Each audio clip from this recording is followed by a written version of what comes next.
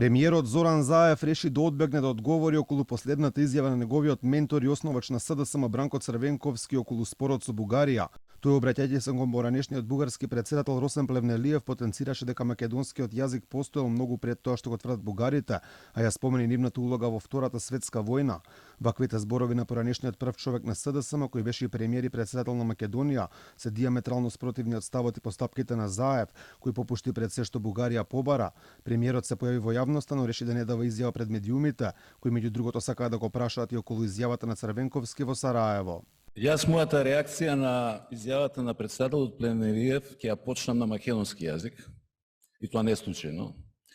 Тоа е мојот мајчин јазик, тоа е јазикот на кој говорел мојот татко, мојот дедо и дедото на мојот дедо.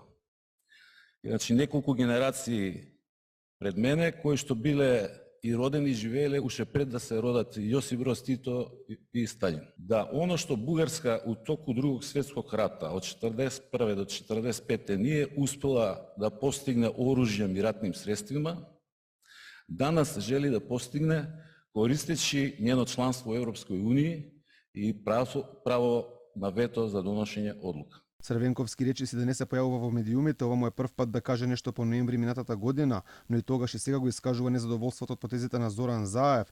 Во ноември тој го замрзна членството во партијата поради, како што пиша во отвореното писмо, ставот на власта во однос на спорот со Бугарија.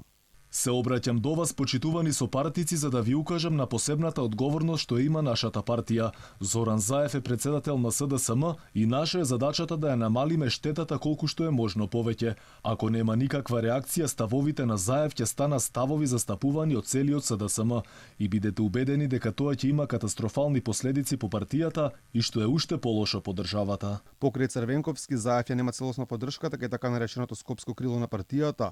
Веќе подолго време со сериозни критики кон работата на Заев е поранешната шефица на скопскиот огранок на партијата Софија Куновска, дека треба се слушне гласот на Црвенковски, порачи градоначалникот на Центар Саша Богдановиќ, а Заев не е во најдобри односи ниту со кумановскиот градоначалник Максим Димитриевски.